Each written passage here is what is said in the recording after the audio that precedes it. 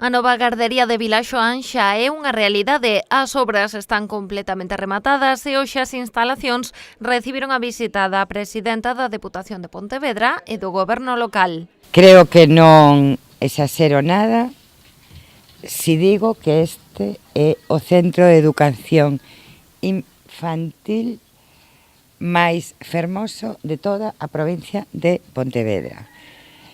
E máis, eu creo que de toda Galicia. Está pensada en clave de conseguir que os nenos sexan felices, porque os espacios teñen que estar pensados para as persoas. Deste xeito dase resposta a unha demanda histórica dos veciños de Vilaxoán.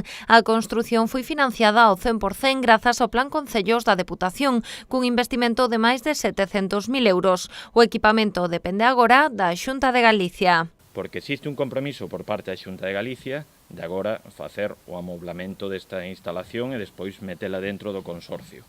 Por qué? Porque a min o anterior conselleiro de Servicios Sociais me asegurou persoalmente que xa que o Concello de Vilagarcía e a Deputación de Pontevedra, gracias á Deputación de Pontevedra, estaba facendo o esforzo de construir unha escola infantil municipal, cando noutros lados pois os fai a Xunta de Galicia, que eso non había ningunha dúbida de que o persoal e o que é os mobles da escola infantil correrían a cargo da Xunta de Galicia. A construción da gardería de Vilaxoán non estivo exenta de críticas por parte do Partido Popular, sobre todo no referente ao proceso de recepción das obras. Tanto Silva como Varela afearon a postura da oposición. O que lle importa a xente de Vilagarcía é que os recursos que estaban previstos están garantidos.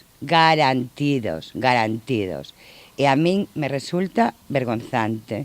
Eu estou abrallada de unha xente que se adica á política que o que pretende é que os concellos perdan os recursos. A nova escola infantil sitúase nunha parcela de máis de 2.300 metros cadrados e terá unha capacidade máxima de 82 prazas.